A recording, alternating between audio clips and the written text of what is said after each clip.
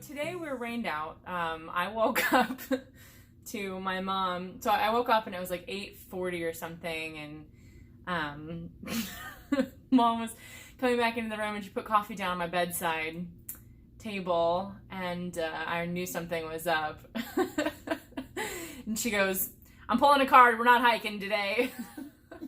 Mudslides and flash floods and severe thunderstorms. We decided we were going to just do a little question and answer session. So we have, we put out a post on YouTube asking for some questions, and we're going to answer them. So have you read through all of these? Yeah. Mm-hmm. You read all of them? Okay, I haven't read any of them, so we'll see how this goes. Do you want to just do it? Okay, so we'll do the oldest one first. Christina P. asks, if you and your mother could change up any of your gear, which pieces and why, and also what do you regret bringing and what do you wish you would have brought? Thanks, Christina P. Do you have a quick answer for that? I think I already know what you're going to say. I have a Z-Pax Soloplex, which is now the Plexamid, and I absolutely love this tent. It's super light. I'm not sure if it's user error, but I have had a lot of problems with condensation, and it being such a wet environment here. I've had a lot of trouble with keeping my stuff dry. I'm 5'2", so it's a fairly decent size for me, but I think if you're a larger person, that probably wouldn't be as great. But so I probably would have got a tent. I don't even know what it's called. The duplex? Either, or you're talking I would about have got a tent like yours that you can just set it up. A double walled, like with a bug net and then a rain fly over it. With the stakes. With sticks. Yeah. So not using your trekking pole? Yes. I think it would have been easier, quicker, and I think it would have had more room because my quilt touches the sides and it gets wet. So as far as gear, that's probably the one thing that I would probably have changed. Anything I wish I'd brought? A llama. But other than that, no. And believe me, when I decided to do this, I did check in to see if you were allowed to bring llamas on the ATV or not. So. What would I change up in my gear? What would I change up? I'm pretty happy. I'm happy with my tent. My big three, I'm like super happy with. I mean, I could literally not be happier with my hammock gear sleeping quilt. It has like exceeded my expectations. Yep. My tent has been amazing. I have a hole in the bottom of the floor now, but I put some duct tape on it, and it's older too. So, and then my backpack is great. What would I change? Gosh, I think it would be cool now that my gear is like all set up if I had like a handheld drone. But no, what would I change though? I have changed things, but I changed them like for the season. I didn't change them because I didn't like them and they just didn't fit my very specific needs anymore. God, what would I change? Have I mentioned anything that I would change before? No, and I think the key with that was we spent like 9 months researching this stuff. Yeah. I mean, this was not something we decided in 2 weeks we're going to just go. Reading vlogs and, you know, all that kind of stuff. So I think we read a lot of vlogs. Pretty tuned in, I think, by the time we... Vlogs are video vlogs. Oh, yeah. That's what I meant. Well, maybe I have closed captioning on mine. You don't know. Oh, that's true. That's a good point. By the way, my mom is deaf. I got some sign language for you. No, I did change a lot. My clothes. I did change my clothes. Yeah. I have struggled, and I'm still struggling with the pants issue. The tops are fine, whatever. The pants. So in the winter, I had insulated leggings from Walmart, which were good, but the second that you heat up from hiking, they're just so hot. And then then I had a pair of shorts. It was so rough. I was chafing anytime there was moisture. And now I have these like volleyball shorts that I've been wearing, and they like come up because my super thick quads, my powerhouse, my power, because Because I got some thunder thighs apparently, so they like ride up and I like chafe anytime it's moist. So I wish that I had, I don't know, the perfect solution. Those like what were those air pants that you, the Durang or not Dumont, Durango, I can't remember. DuPont, I don't know. They were some Duluth Trading. I think those might be a good solution, but I don't want to wear pants. Mostly because I don't like pants. What do you regret bringing? What do you regret bringing? We sent home a ton of stuff after the first week. I'd say the main thing that I changed a lot as far as regretting bringing and stuff is my food. I really thought I was going to be super cool and do the whole Ziploc cooking thing. No. Did not work well. My very first meal was a dehydrated salmon with some kind of noodles and stuff. And I put too much water in it and it didn't absorb and it smelled like cat food. And it was the first day of the entire hike. And I had to carry that out. So it was like twice as heavy as it was when I brought it in. So, But you did that time and time again that first week. Yeah, like your food bag weighed more. Oh, yeah. By the end than it did at the beginning. So the Ziploc cook bag thing I think works probably great for some people, but for me personally it just did not at all. So it was food, probably some of the food I regretted bringing. Tess B, have you and your mom always been this close?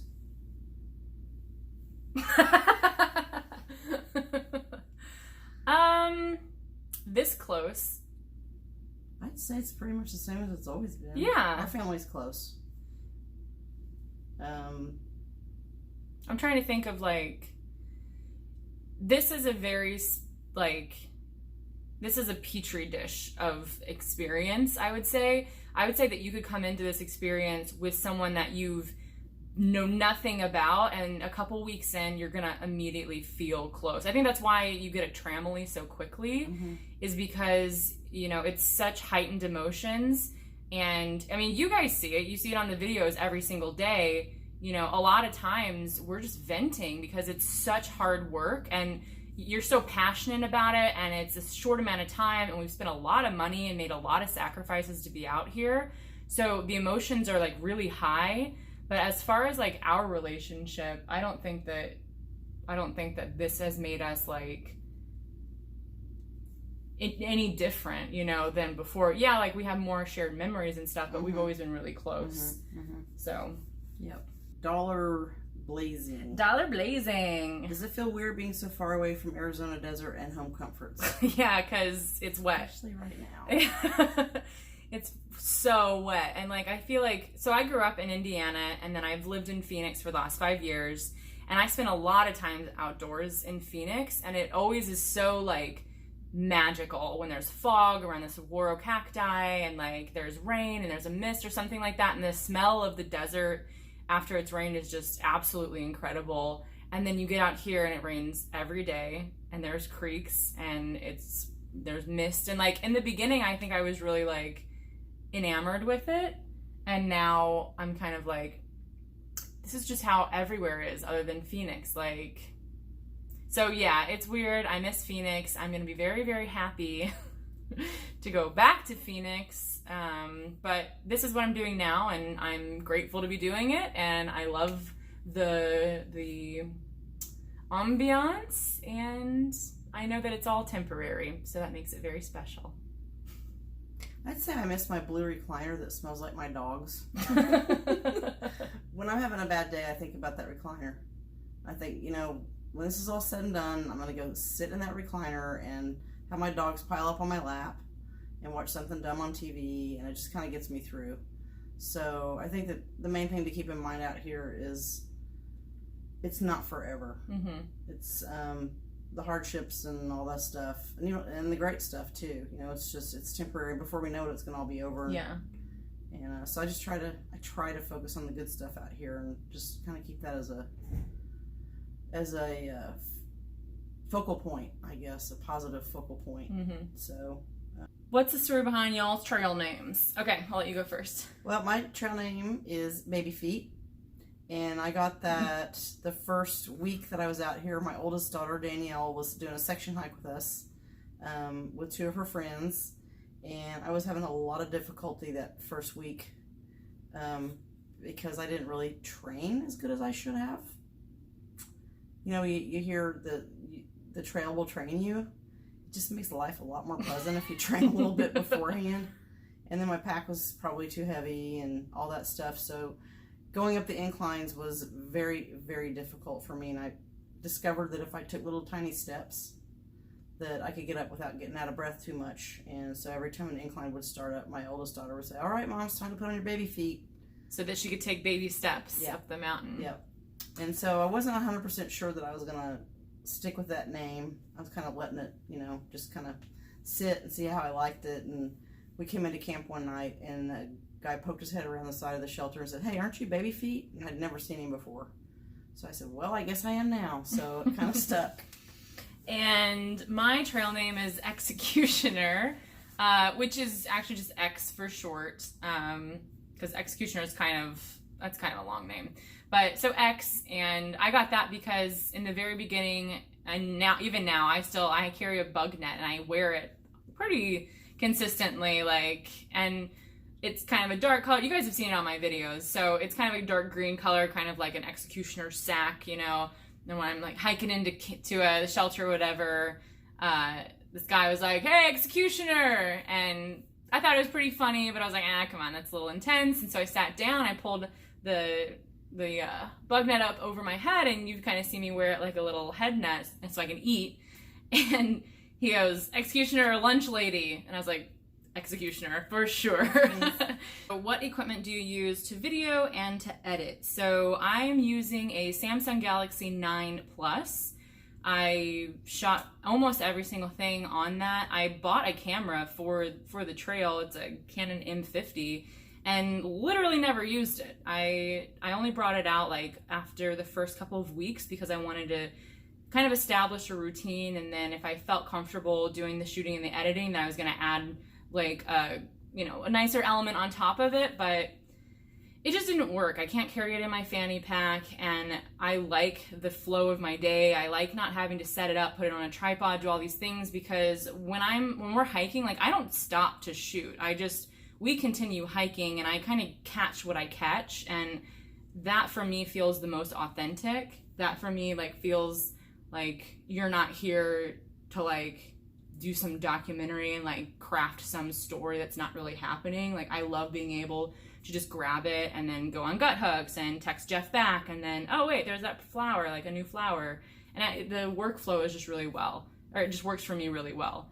And as far as editing goes, so every single night that we get into camp, I'll do my normal chores and whatever, but before falling asleep, I open up an app called Power Director, and I will create, that timeline, day, 30, and I will just chronologically dump the entire day into that timeline. And if I'm feeling up to it, or if I'm feeling like I have an extra 30 minutes before I want to sleep or whatever, I'll go ahead and cut it down into time. I'll throw some music in and, then export it.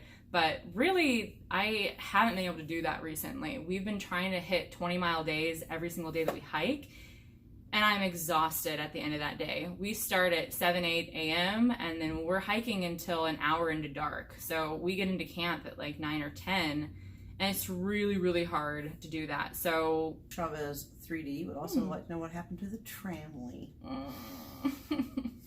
We miss our Trammel. We're so alone right now. We like walk up on these like super fun groups of people, and they're already in a Trammel, so like they're not really taking applications. They don't want anything to do with us. Plus they are so fast. No, somebody the other day was like, they're like, oh, that group, they're so fast. And I was like, no, I saw their miles. They're doing the same miles as us. That is true. I'm Work hard, play hard, he said. You're old and I'm chubby, so people think we're not doing the miles. The Trammel. So a few of the people in the Trammel, I think they got caught up in the little vortex. They're having a lot of fun. Our Trammel is kind of like take no prisoners kind of Trammel. They were a little wild crowd, I guess. They wanted to party and hang out and drink, and that's awesome. And some of them are still hiking. Some of them are not. But I've been in contact with Patrick from Dirty Laundry. He's hiking, and he's in Grayson Highlands, and he's doing some hiking with his daughter. I'm sure you guys will see a video of that. Pippi Ranbo, our girl, she's at mile 600, so she's only 70 behind us. And Dayglow and Lumberjack, they're only like 30 behind us. Dayglow and Lumberjack, they bought camp chairs. Nice. Rest in peace. If I had a camp chair, I'd never hike. I'd just sit there in my camp chair. But we hope they catch up to us so that I can sit in the camp chair. Yeah. No, so the Trammel is mostly going strong. We're just kind of spread out right now. I think that it's cyclical. Like, we're having to take a few breaks, and they're probably hiking through this because they're crazy. They're going to catch up, and then you kind of do that, the whole way through. So we're hoping to see them again. If either of you were hiking alone, is there anything gear or mental approach related would you do differently as a solo female thru hiker? Oh, yeah. Way different. I'll let you answer because I talk a lot. No, you can. I think we're probably going to say the same stuff. No, you do it then. You say it. I feel like if I were out here solo, I would be much more of a slave to mileage and to shelters. That's just me. I'm not saying that's right or it's wrong, because there's a lot of women out here that are uber brave and they don't mind stealth camping and all that stuff. But I think for me, I would probably feel safer in like a group of some sort. And I think that would put pressure on me to hike at a speed that maybe I wasn't comfortable with, either faster or slower. The good thing about hiking with my daughter is I know where she lives, so if she leaves me, I could hurt her. Well, yeah. But I feel very safe out here. You just have to, it's just like anywhere, I believe. You have to just be cautious of people that, with like gut feeling of certain people, or you just have to be careful who you tell where you're going. We never tell anybody. They say, oh, are you guys heading to town? We're like, we don't know yet. We never be like, oh yeah, we're going to the Super 8. It's just common sense stuff, I think. And besides that, I feel pretty safe. But the gear I bring different. I don't think there's any gear that would be different. I would never want one of those spots on me out here. The spot GPS beacon locator. I believe that is very unnecessary for me personally. So I wouldn't need one of those. I might have to carry more water because she has like a big pelican. Why do I always call it a pelican thing? She has a huge bill that she keeps water in. I'm a stork. Because she has more capacity for water, and if I've run out of water, she moms me, and she's always obsessing about how much water. Literally, I was sitting there and it was noon, and she put this down. She's like, I'm not saying that you haven't been drinking any, but here it is. What's been your favorite part of the trail so far? That's hard to answer because there's so many parts that are so different. I don't even know how to answer that. What's the first thing that came to your mind? Probably the pastures. And I can't really remember which ones, but just in general, I like the pastures because I'm a country girl. I'm from Indiana and Texas and Oklahoma, and it just feels more normal to me, and especially the pasture with all the cows in it. Where the heck was that? That was right before. That's all over Virginia. That was right before. The memorial. That was mile 597. Yeah. I've really liked Virginia so far, Southern Virginia. As far as terrain and stuff, it gets a little dull at times because it's definitely a green tunnel in places, but it changes up a lot too. So, I'd say Southern Virginia so far. I really like it. You like those parking lots and road crossings? My least favorite part. Gosh, it's so hard to pick.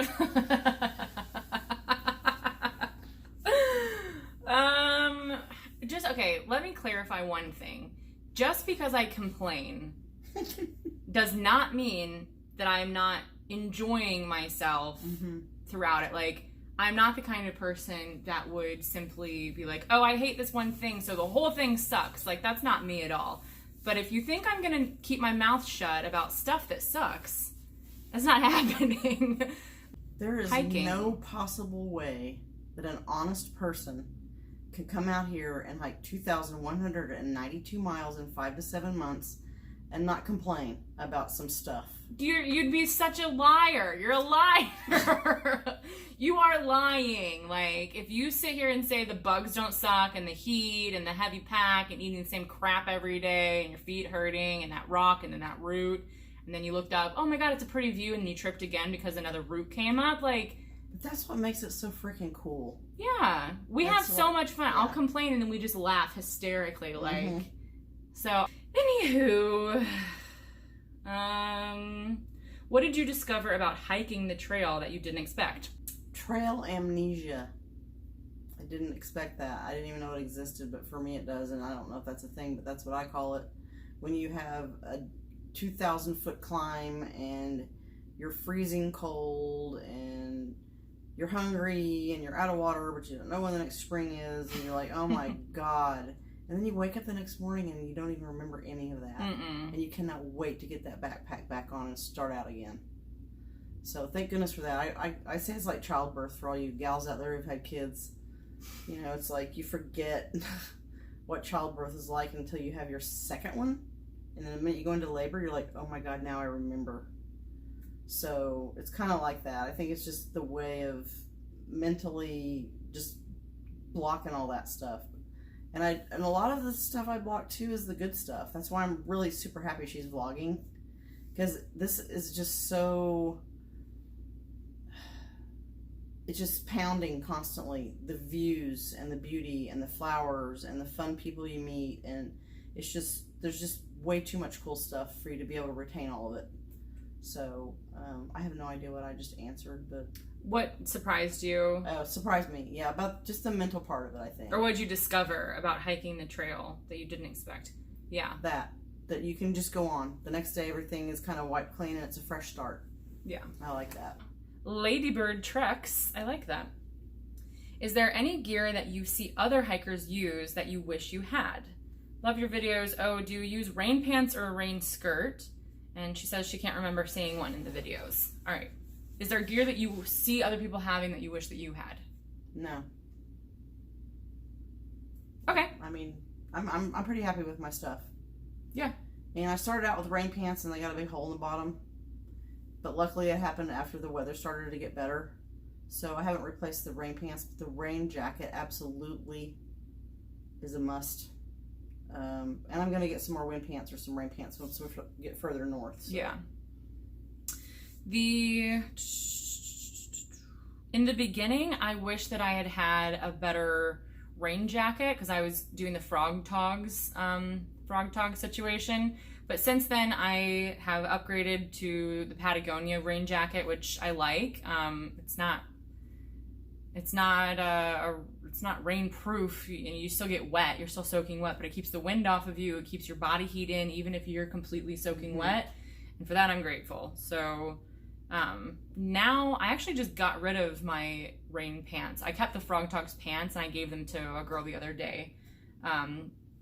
I wasn't wearing them and she was wearing her Frog Talks, but hers were too big. So I just gave them to her, and maybe I'll get rain pants later. Maybe I won't. I don't know.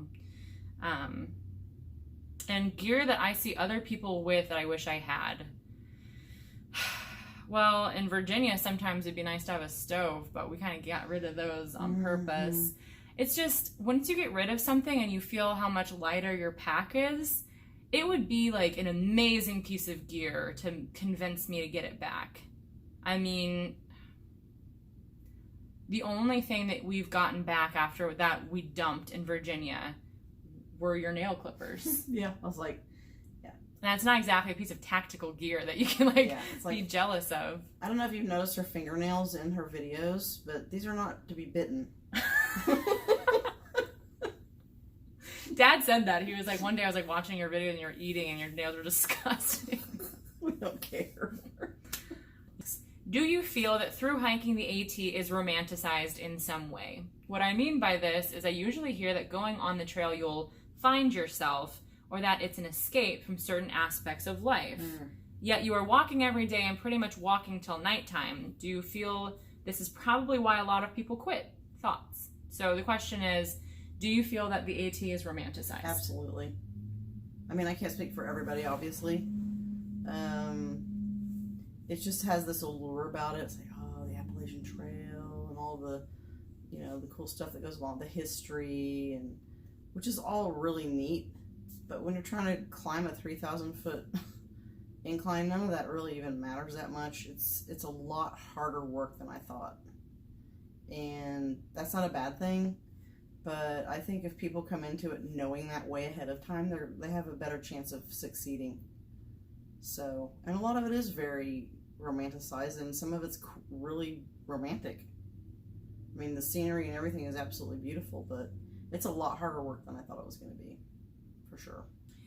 I would agree in the way that I think, yes, I think the AT is romanticized.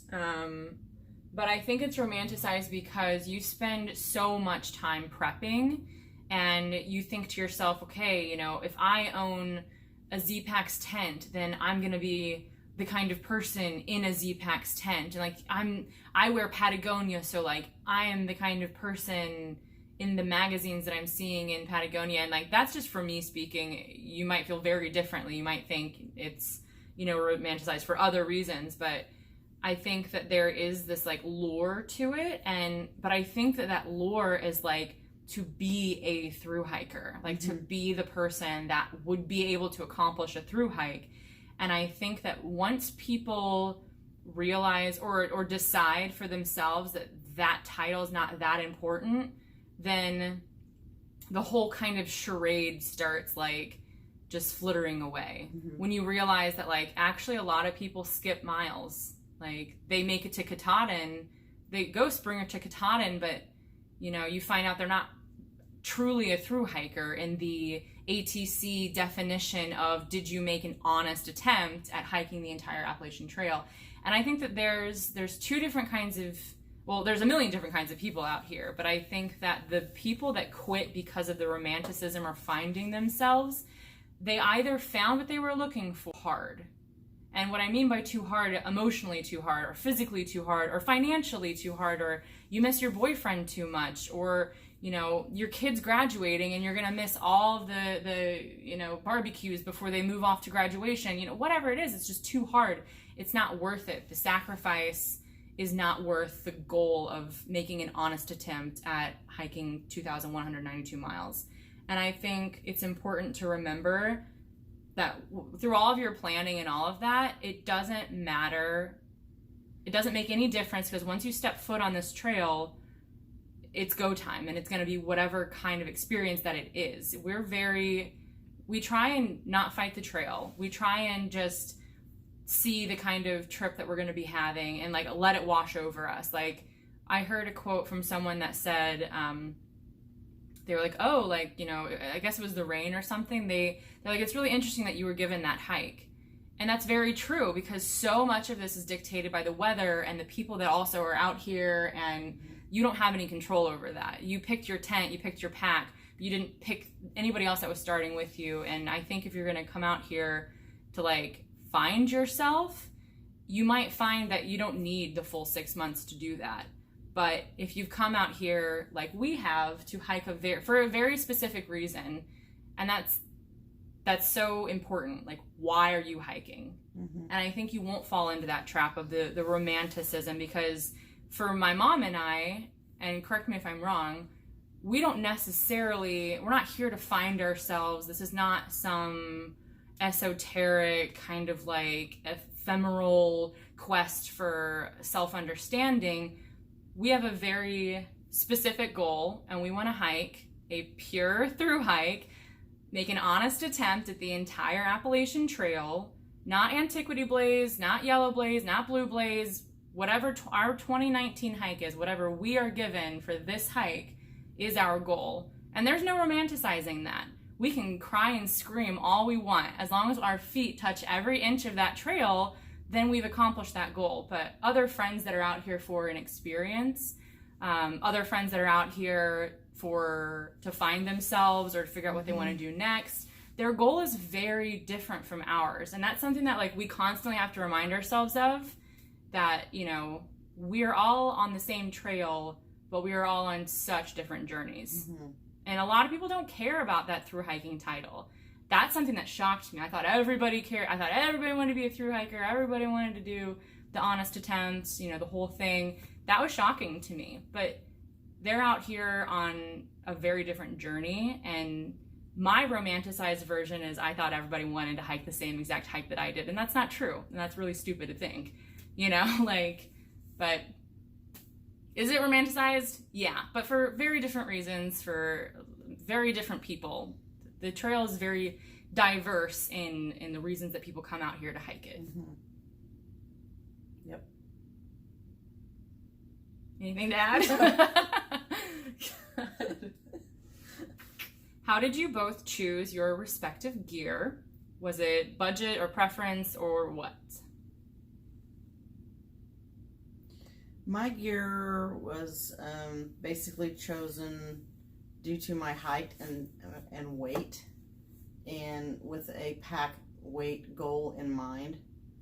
I didn't want to go over 20% of my body weight, and to do that I had to go ultralight. That's why I went with the Z-Packs tent and backpack, and I went with a premium quilt because of the weight, basically. But luckily, I got the good quality too. She was talking about hammock gear earlier. Good stuff. Highly recommended. I am not being sponsored by hammock gear. Yeah. I'm not being sponsored by anybody. So, but we're open to it. Honey buns. Oh, that's the one. That's the one you want to get. But yeah, my gear choices were focused on those reasons. Weight based. Whereas mine were more focused on budget. Did you say your height and your weight? Okay. I'm 5'4.5", 5'5", and I started the trail and I weighed 164 pounds. So, you know, 20% of that is plenty. 32, I don't even want to carry 32 pounds. So my main concern was budget. Yeah, and I'm happy with the decisions that I made. Yeah, I think that having lost a puffy coat that was like worth over $200, it made me really glad that if my entire pack got lit on fire, like I didn't have a $500 tent, I didn't have a $400, you know, quilt, I didn't have my really nice camera, I didn't have my drone. Like, yeah, I'll take budget stuff because apparently I lose everything and I don't want to have to like freak out about that. And everything's gonna wear out too. You've had like nice wool leggings that have holes in them, and my fleece has a hole in it. And yeah, I know this wasn't part of the question, but it kind of cracks me up when I was spending all this money on like wool pants and a wool shirt and that kind of stuff. That I was like, this is a really good investment. I'll be able to wear this always. It's been what, 3 months? Yeah. No. 2.5. How long have we been out here? I don't know. There's holes in everything. We wash them and it smells like it didn't even get washed. So there'll be a cleansing by fire ritual after this. Yeah. So as far as clothing and stuff goes, I don't know. I think some people can go a little overboard with some of the stuff. I got all my stuff on sale. That's one of my puffy is white, and now it's brown. So in places. Yeah, I don't know if that was even part of the question, but nope. But I ramble. Trail hugging tramps. We miss you guys. Where you at? What do you feel is the biggest misconception about the AT? Well, I would say I heard a lot of people saying, oh, you're going to get out there, it's just going to be one huge party, everybody's doing drugs, people just poop anywhere all over the trail and stuff. None of that is even remotely accurate. There's been some drinking and stuff, but it's always tasteful. I mean, there's never mostly tasteful. If you go into the vortex to town, it probably can get a little wild, but there's been some smoking. But it's not been one wild freaking Woodstock, you know. So most people that are out here, even if they party, they're still very focused on their hike. So they'll do it a little bit, and then they hike. Hike hard, play hard. Yeah. Hike hard. Yeah, I'd say the majority of the people out here are pretty serious about what they're doing. It's not just one big party from Georgia to Maine. So, biggest misconception. I feel like that's huge, though. I heard that too a bunch. And misconception.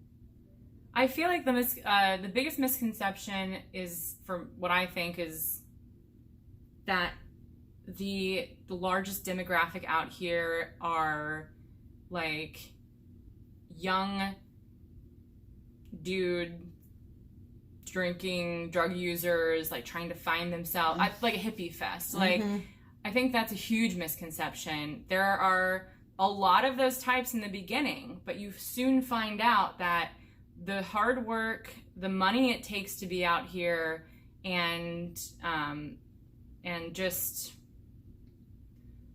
you just don't see them after like the first couple, or we didn't because we hiked on or whatever, but they're not through hiking, they're just partying, like they do exist, but I don't think that we haven't seen them in Virginia, not at mile 670, which is where we're at right now. But I think that's a huge misconception, is that people are out here just like finding themselves and like free love and smoking weed and all that.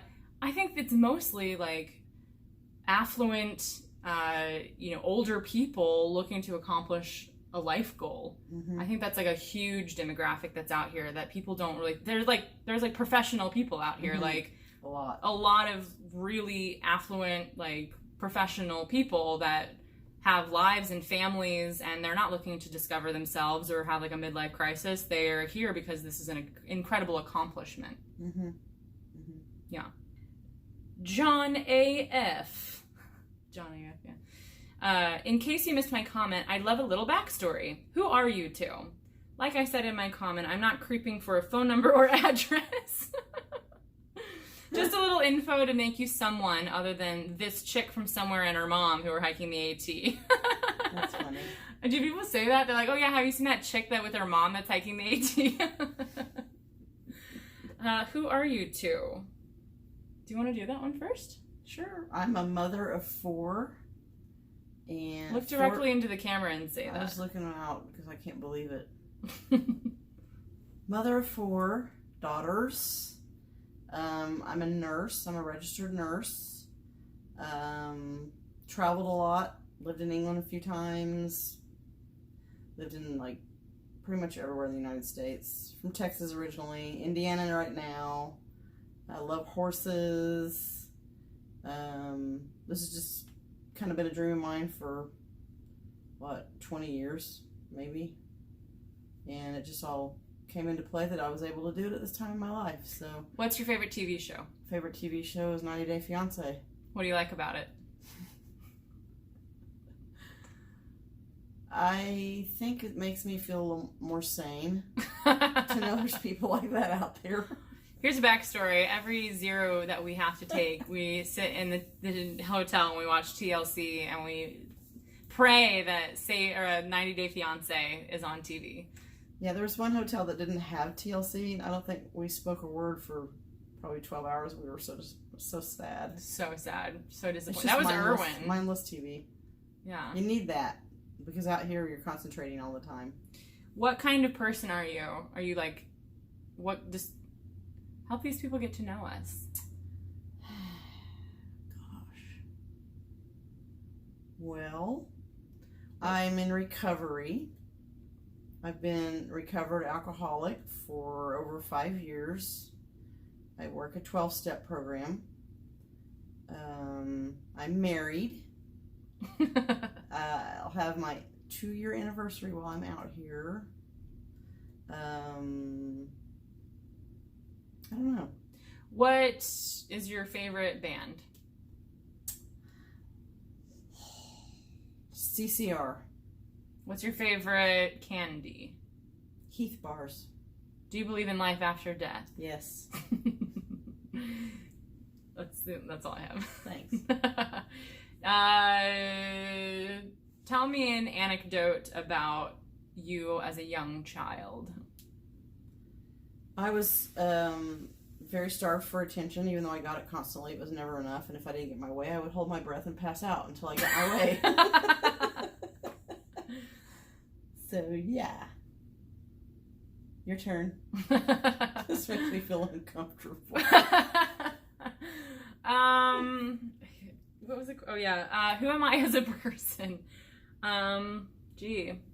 So, my name is Marissa Neal. I'm 29 years old. I graduated from Ball State University with a theater directing degree. I moved to Phoenix shortly after that to work on a Western film with some of my friends from college, and that kind of made me fall in love with Arizona, and I actually met my boyfriend Jeffrey on a film set for Ball State. I was acting in one of the HD films there called Nerdvana. You should check it out on YouTube. And I met Jeffrey there on set, and then I didn't speak to him for like 3 years. But I guess when I moved to Phoenix, he was living there because he had a production company, and everybody was kind of like moving there to work on this Western, blah, blah. So I met him, and we were best friends for like 6 months, and then hit it off, and we've been together for 5 years, I think, but over a little, 5 years. Over 5 years. Over? No, not over. Pretty close.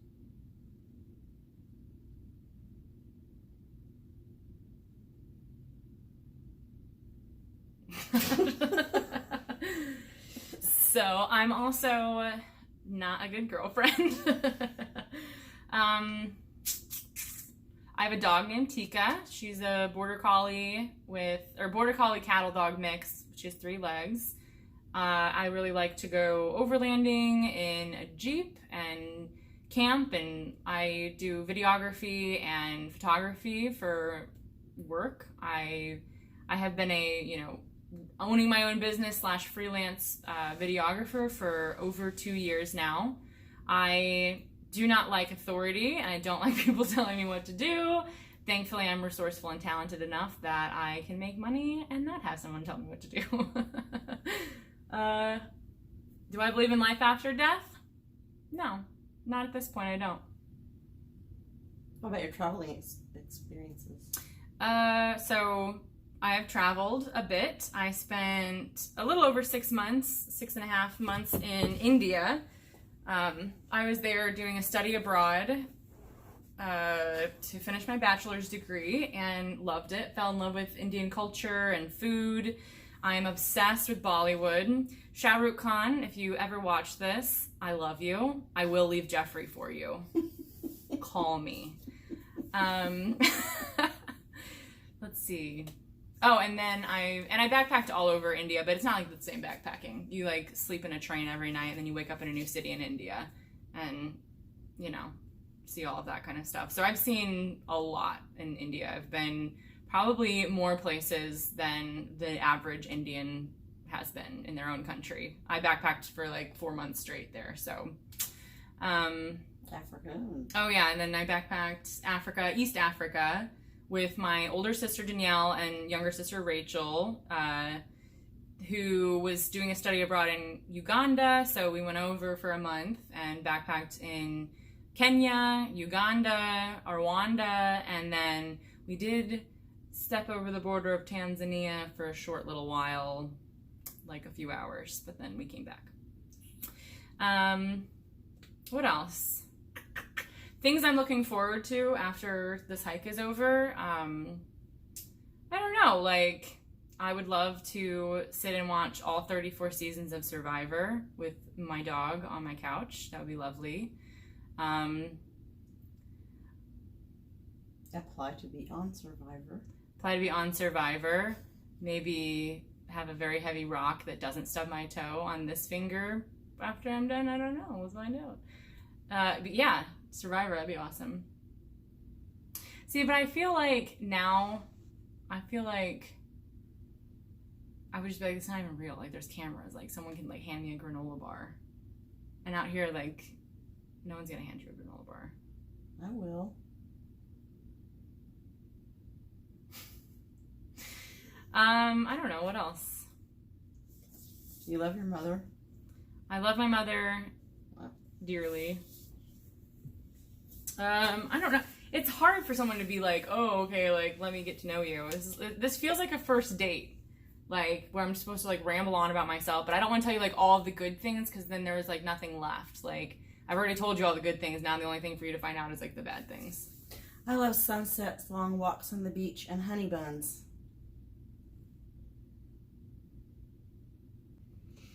You mentioned getting your period. What are you doing for your period while on the trail? Diva Cup? Tampons? I'm trying to figure out what I will do. Julie, I have experience with the Diva Cup. I hate them. They don't work for me personally. I feel like there's just a lot going on down there, cramping wise. I have an IUD, and it's a copper IUD, so it increases my cramping like way, way, way more than I normally would be without one. And throw a Diva Cup in there, and that cramping would have me off the trail. One of the girls that we hiked with uses yeah, she loves it. She loves it. So personal. Your mileage may vary. I would say try it before you get out here, because you're gonna panic and you're gonna freak out. You're gonna fling stuff everywhere. Try it before you get out here. But also Diva Cup, Moon Cup, Luna Cup. Like, there's so many different cups that you can try. I think that if I had a thinner walled one, like, that wasn't as like, I would like it more, but I didn't want to spend $20 on it. So, but I've had my period every month that I've been out here. This last time, it was so much lighter. It lasted for like 1 day. So I hopefully, I'm not going to get it next month, but I have a lot of like meat on me. I'm, fairly healthy still. And I feel like the girls that lose their period, they're thinner than I am. And I don't expect to be much thinner than I am right now. And yes, I carry tampons as well. In the beginning I had more. Now I carry like very few. You just gotta pack them out. And just pack it out. Pack it out like any other gross garbage that you have to pack out here. Like, and bears are not attracted to your menstrual blood. Oh my God, if I have one more person say that. Literally Google search this. The only bear that's attracted to your menstrual blood is a polar bear, but they're attracted to you because they kill for fun anyway. So grizzly bears, brown bears, black bears, they don't care about your period. There's no polar bears down here. And there's no polar bears down here. Julie W. says that she thinks it's awesome that we're doing this together, and that my sister was here. She says, cherish it, and here's to your success. P.S. Raising a glass. To you, Julie.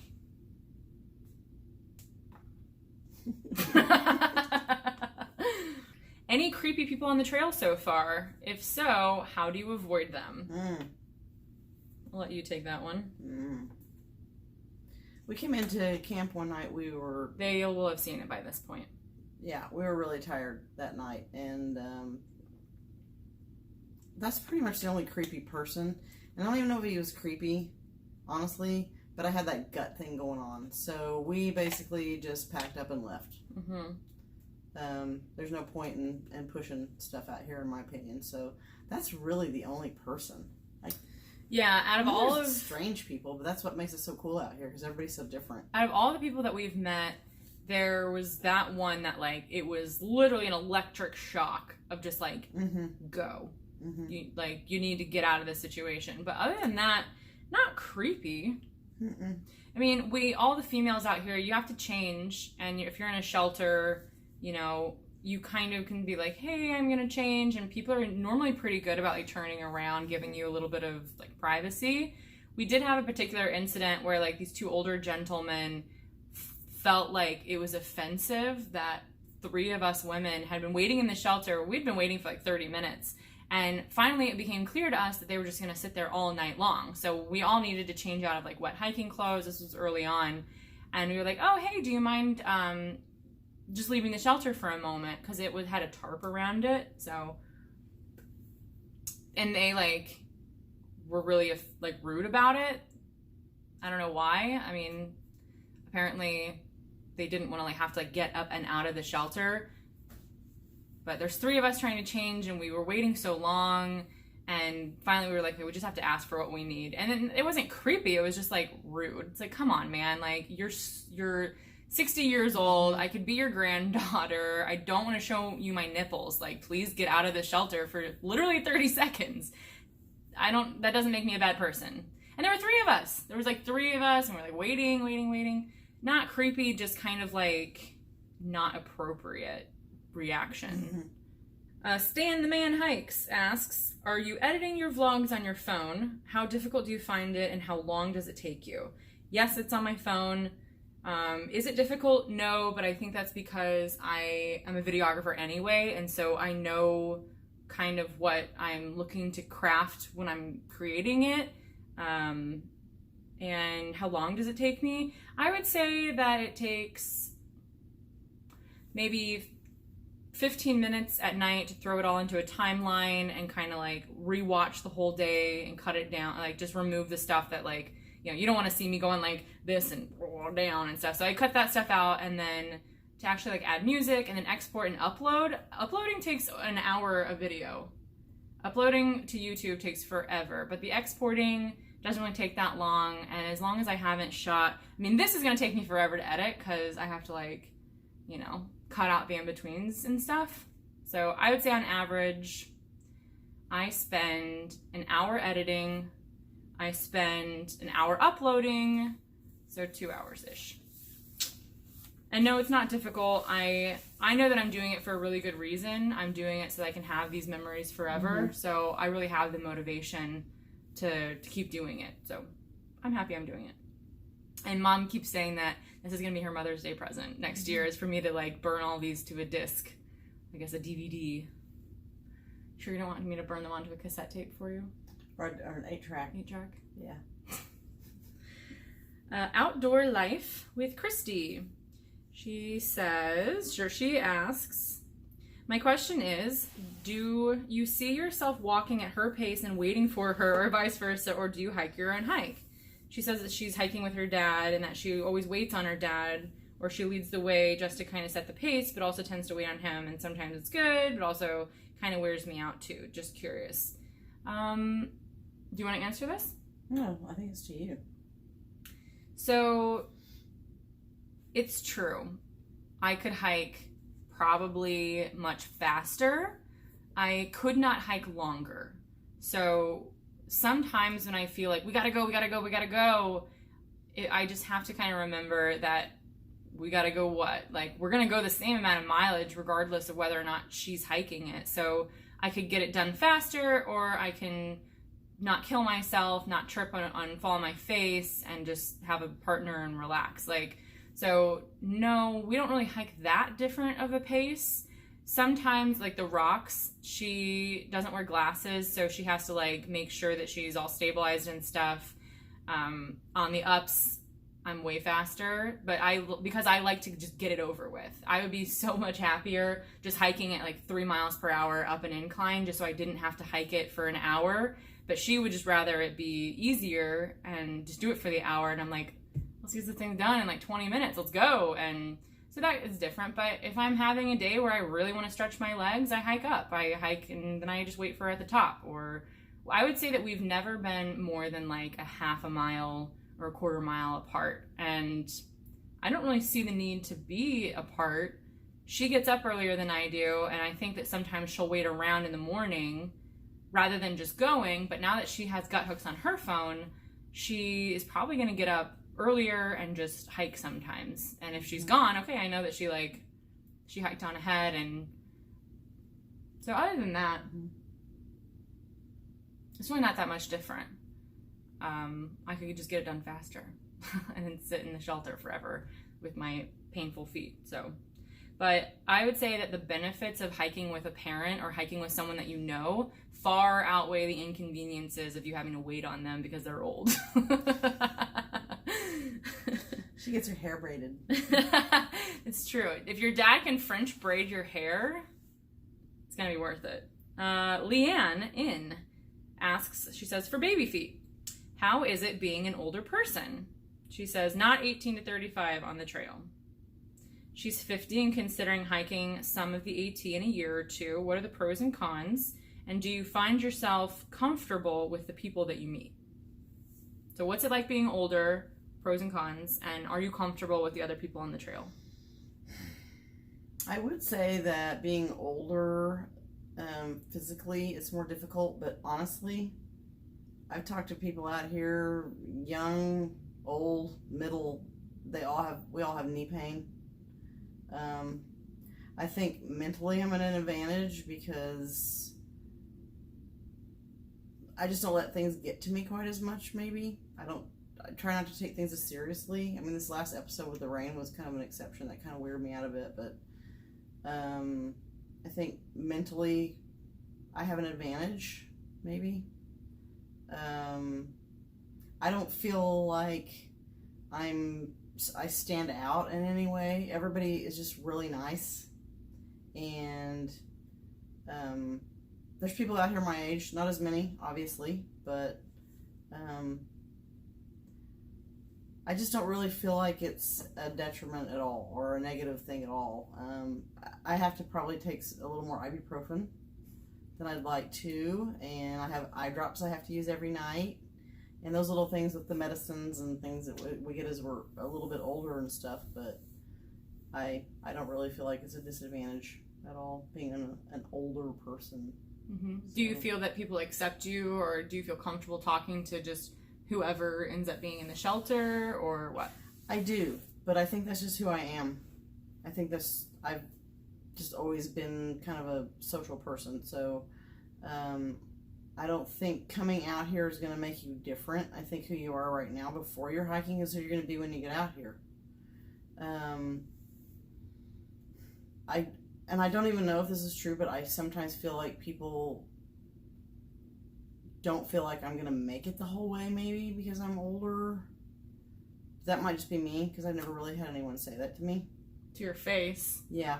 So, I say go for it. There's plenty of people over the age of 40 out here. So, yeah. I would say that you have a financial advantage. Absolutely. Yeah. And sometimes, I mean, that's like one of the number one reasons why people leave the trail. Mm-hmm. So that's not a small advantage. Mm-hmm. Mm-hmm. And that is funny. I think that actually I've gotten asked a lot, not when you're around or whatever, like, oh, like, did your mom set out to hike the whole thing? And it's kind of like they thought that she was like... Just came out for a week. Yeah. And I'm like, no, my mom quit her job and bought $6,000 or $3,000 worth of gear and like has $6,000 to just like mess around casually. Like, no, this is serious stuff for us. Like, we're setting out to do a very specific goal. And I'm just like, what? Like, no, one day she woke up and hiked 670 miles in the Appalachian Trail. Yeah. No. Just on a whim. No. So, but they never asked that about me. Or actually. No, they don't. They don't. Mm-hmm. They only ask it about you. Mm-hmm. Yeah. I plan to hike the AT when I retire in 8 years, says Susan N. My daughter's joining me as well. I'm not sure of your mother's age, so I hope I don't offend, but any advice for an older woman, me. In parentheses. Me as in her. Advice? Yep. Advice for an older woman. Train. Which I didn't. Get specific. What kind of training? If you have the ability to hike, that's really the only way you're going to train for this kind of thing. But I believe that any little thing is going to help. Whatever it is that you do exercise-wise can't hurt. But I didn't really train. I figured that, the trail was going to do it, like I said earlier, and it does. But you cannot push it. I mean, I think that's just advice for anybody in general, but especially people who are older, like over 45 maybe. Don't try to do the big miles in the beginning. Just don't. Just try to resist. Do 8, and then the next week 9 and 10, and build yourself up. Because if I just started out doing 15s and 20s in the beginning, I'd probably be home by now. Because our knees and stuff just don't work the same as they do when we're younger, so you have to baby it a little bit. So I saw a lot of younger people pushing big miles that are already off the trail, so that's kind of advice for everybody, but especially people who are older. And then for a morale purpose, if you're just broken and like you feel terrible for that long period of time, like, yeah, you're probably not gonna like stick with it. If I was in severe pain, I'd be like, this is not worth it. I would quit, and I don't want to do that. So we're really pretty careful about not pushing stuff and listening to our bodies. Mm-hmm. So, cool. This thing makes me look like I have like another leg here. Look, it looks like my leg is up there. Oh my god. What is that? I'm so flexible.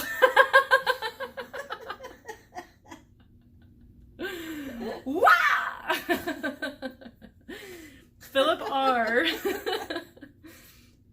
Philip R says, he says he loves our videos. Thanks, Philip. You're the only one. I watch them during morning coffee before I start work. That's awesome. I would like to know, did you and your mother talk about or decide that if one of you got hurt and could not finish the trail, would the other one continue? We were just talking about this at breakfast today. We talked about it at the beginning too. And we talked about it at the beginning. I think that's important. If you're with a partner and you're planning on hiking together, you have to decide that. Like, you have to decide. Mm-hmm. And it needs to be decided before the crisis hits. Yes, so you know exactly what to do and that your adrenaline crisis brain or grief-stricken whatever doesn't, like, take over and make the wrong decision. Mm-hmm. So, Mom, if I got hurt on the trail, and I'm talking I'd break my leg, I'm not talking some stupid hand, arm, wrist thing. I'm talking like I snap my femur, like a twig, just snap it. Which would really suck because I don't have health insurance, but what would you do? We are at mile 1,200 and I snap my leg. You got 1,000 miles to go. She's not going to like the answer to this, but I would probably not finish. I hate the answer to that. I knew she would. I hate We've that. had this conversation. I would definitely come back. Honestly, I would come back and do it as a section hiker. But, and I don't really have a reason for that. And it may not even be the case if it actually happened. I think it depends on how far along I was. 1,200 miles. No, I don't know. I may try to do it, honestly, because it would be in honor of her. I think it would be something I would do for her, to be like, I'm going to finish this for my daughter. But I don't know if my heart would be in it. And that's just being honest. I mean, I'd love to sit here and go, oh, hell yeah, no matter what, I'm going to Katahdin and my bloody finger was dragging me the whole way. I don't honestly know. I would hope that I would attempt to continue on. So, depends on how horribly she was disfigured. I'm not disfigured, just my leg broke. Because if you're really disfigured, I might just go ahead and go on. Well, you know my answer. Yeah, you'd go on. I would go on. I would be angry if you didn't. Because literally, I would feel the weight of our hike. Mm-hmm. And I would have to do it for us both. Mm-hmm. And I'm not talking like, oh, you just didn't like it anymore and you quit. Like, of course I would go on then. Like, but if you were, like, if something happened and you were, like, physically harmed, that would light a fire under me so hot. Such a blazing hot fire.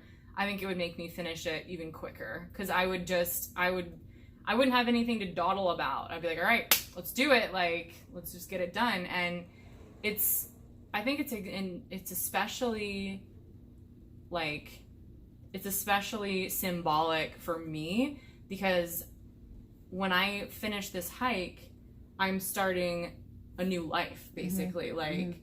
And I feel like a lot of people, when they're hiking this, they are trying to discover what their new life is going to be. And, like, I already know what mine's going to be, and I'm, like, so excited for it. Like, I'm actually going to start crying right now. Like, I'm, like, so excited for that new, like, chapter, and I know I'm going to be so happy that I don't want this to be unfinished. Mm-hmm. No matter what. I want to finish it. I want to be done with this, but I want to do it in the right way. Mm-hmm. And even if you were to stop hiking, I can't.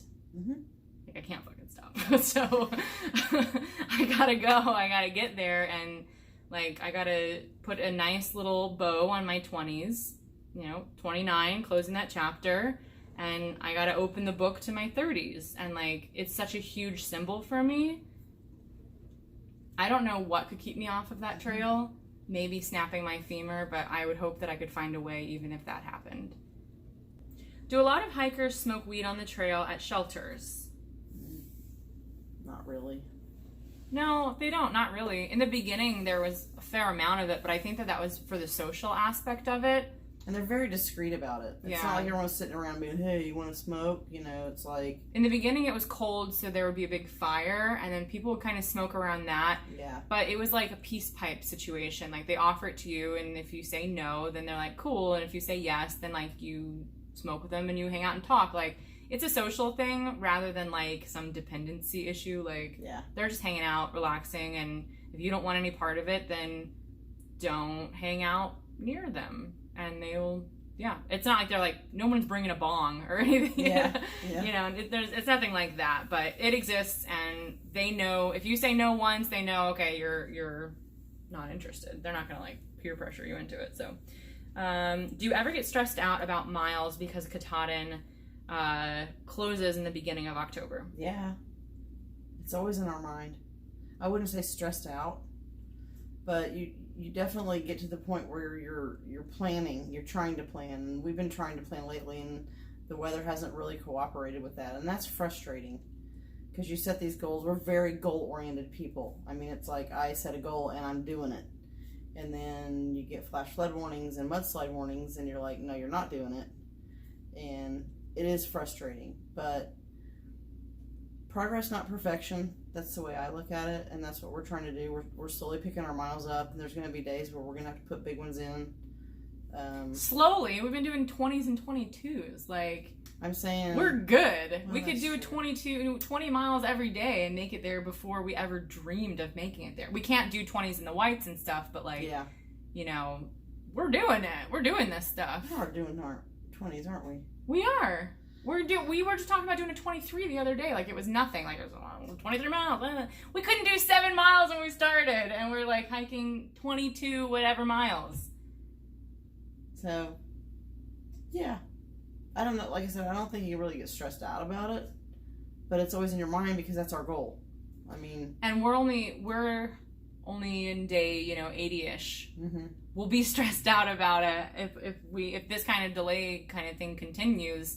And we're in day 100, 120, like, so come back and ask us that again, the next question answer thing, and it might be a very different answer. And we've already decided if that happens to where we don't feel like we're going to make it for whatever reason, sprained ankle, whatever, we will flip up to Katahdin and come down. We will finish this trail. We prefer to do no-bow, pure no-bow, but I'm not going to get 1,800 miles and not finish.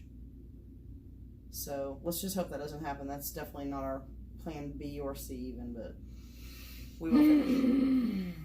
That would suck. That would suck. I'm stressed out about it. I run the numbers every day. I know that we have to hike like 14.499999, and we'll make it there by September 30th. Like, I run those numbers every single day, or anytime we have a big day, I run the numbers. I'm like, woo, it changed 0.2. You know, if we have an unexpected 0, I run the numbers, and I'm like, ugh, it changed 0.2. Like, so we're keeping our finger on the pulse. Let's just say that. What is your journal name, Marissa? Executioner, nice to meet you. And what are the most surprising lessons the AT has taught you? Surprising lesson. I'd say I am more physically capable of doing things than I ever thought. Because especially in the beginning, not so much now that I have my trail legs, but in the beginning there were times climbing mountains and thinking there is no way I have anything left in the gas tank. I cannot get up this mountain. And then you just realize you've got to get up that mountain because no one's going to come save you. And then you get up the mountain and you're like, I did that. And that's just such an awesome feeling. It just really gives you a lot of self-confidence. So. The most surprising lesson, I think, has been one of, like, everything is temporary. because there were days in the beginning when the bugs were like flying into my eyes and up into my nose and inside of my mouth. They were like, and over your ears, and my ears, and like flying into my ear. And I thought, if one more bug flies in, I'm gonna lose my mind. Like I'm gonna just snap my pole and just like, you know, samurai kill myself. Like, and everything is temporary. The bugs ended, and I would wake up and I'm like, oh, these bugs are gonna come out today, like, and they didn't. And there were days that like, oh, it's so hot, you know, you're just like stifling hot, and then a breeze would come and you're like, oh, and then you just completely forgot that you were even hot. Like, everything is temporary. But then also on the flip side of that, we would meet people that were amazing, like Pippi Ranbo, and I wish every single day we could wake up and have her right there and like talk with her and chat with her and see what wildlife she saw that we completely missed. And like the good times with our Trammel was temporary too, and because we've kind of split off into our own mileage now, and everything is temporary, the good, the bad.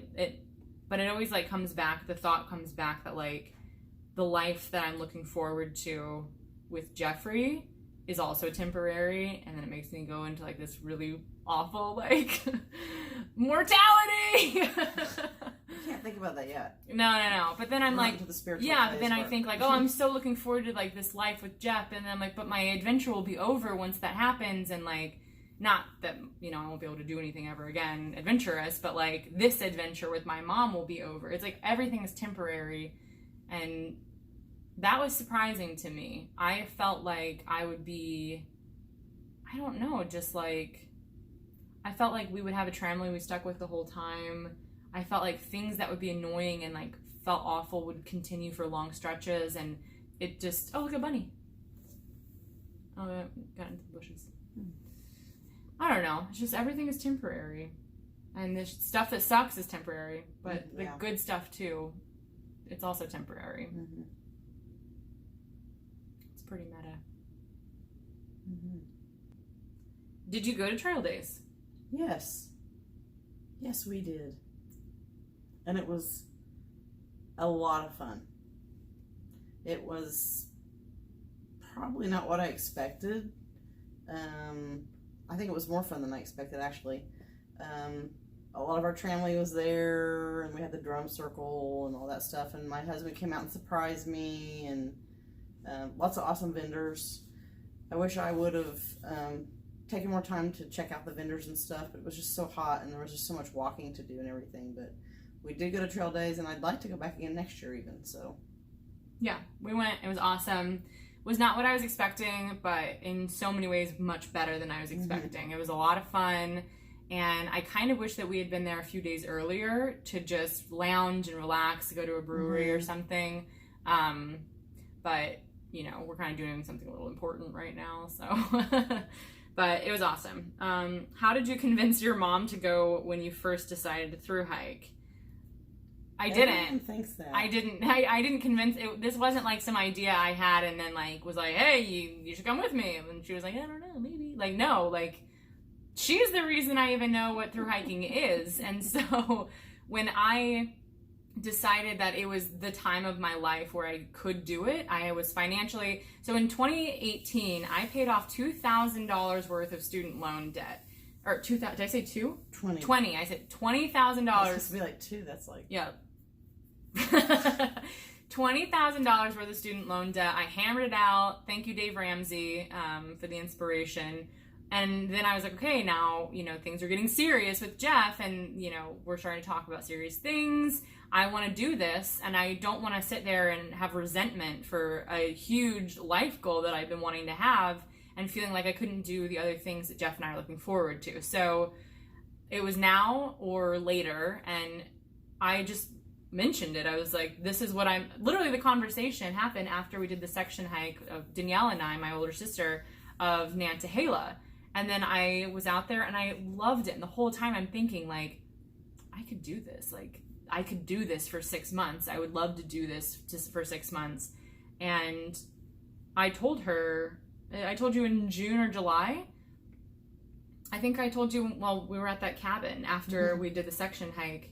And I was like, yeah, I think I'm gonna, attempt a thru hike. I don't know, but I was like, yeah, I'm gonna attempt a thru hike. And then once I decided, like, permanently, I was like, okay, like, this is happening no matter what happens. Like, I'm deciding to do this. I called her up and I was like, yeah, like, I'm gonna do a thru hike. That's the plan. And I was like, you're kind of the seed for all of this, so just throwing that out there. And then we didn't talk about it for weeks. Mm-hmm. Didn't talk about it for weeks at all. And then she texted me back, she texted me one day and she was like, I'm going. I was like, you're going where? I thought it was I thought it was the wrong number. Like, she sent it to my sister or something that does live in Indiana. Like, I'm going. She was like, I'm going. And I called her. I was like, you're going where? And she was like, I'm gonna hike the Appalachian Trail. I was like, for how long? And she was like, the whole thing. I was like, oh my God! So I didn't convince her. I didn't bully her. I didn't do any of that stuff. I decided that I was going to do it and threw it out there, invited her, and weeks later she decided. Like, what was your thought process for deciding to do it? Oh, it was hard. Oh my gosh. One minute I was so excited, the next minute I thought, this is the craziest thing. I don't want to do it. I mean, it was like the roller coaster of emotions.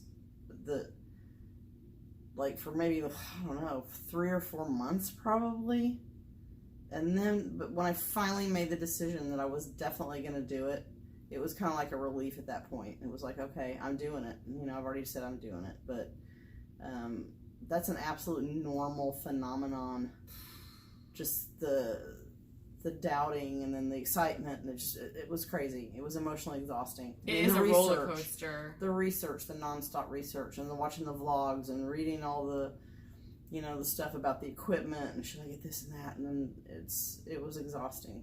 But once I finally made the decision, it was a done deal. I'm one of those people. I have tunnel vision. When I have a goal, it's like zeroed in, and that was that. So.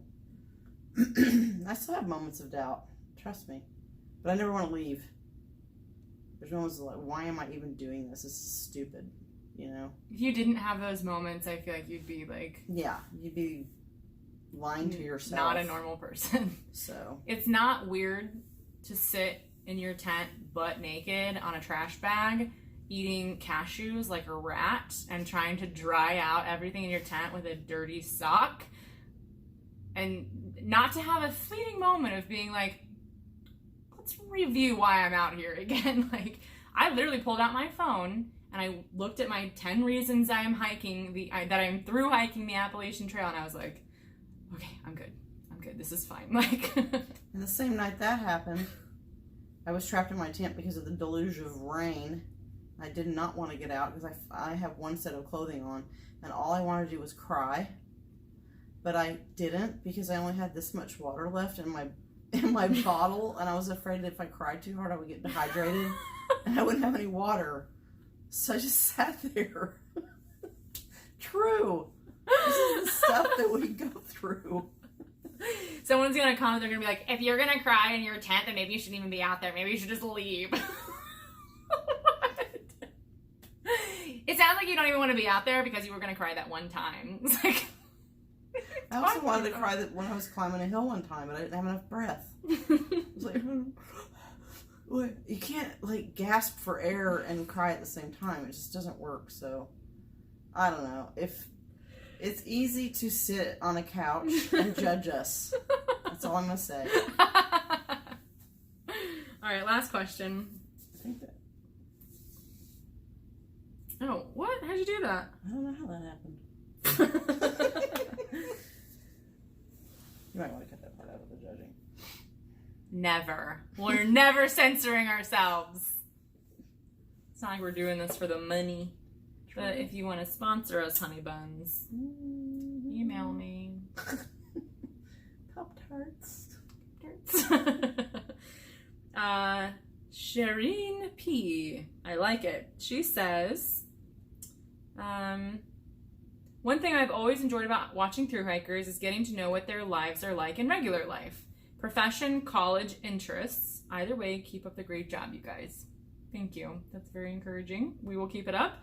We kind of went over that already. But perfect segue. Ask us a question. Ask us a question about our personal lives. We'll do another one of these question and answer things. I think we'll do another one, maybe not at the halfway point. I think we'll be there a little bit sooner. Mm-hmm. We'll do it like a little bit past the halfway point, another question and answer thing. And we might even do it live if you guys want. I don't know. Is that a thing people would want to do? I don't know. Comment and tell us. Comment and ask us a question about our personal lives. We are out here with very little to do, so we have time. We are willing to answer any questions that you have. Gear, personal, motivation, whatever, spiritual, mental. We are almost out of the first physical third and into the mental second third. The third is spiritual. I already feel mental. Yeah, I don't think if we're about to enter into like the mental aspect where like you have to like keep your brain interested in this, that's gonna be challenging. Because right now my brain goes walk, walk, walk, root, walk, walk, walk, watch the rock, walk, walk, walk. I think there's this misconception that like when you're hiking it with a family member or something, like you're just talking about old, nostalgia and getting to know each other, when most of the time we're talking about food or not talking at all because we're just like We're done. 90 Day Fiancé is coming on. So we're gonna go watch 90 Day Fiancé.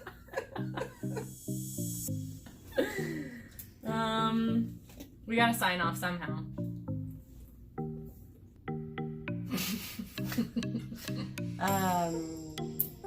Thanks for watching, everybody. What was that?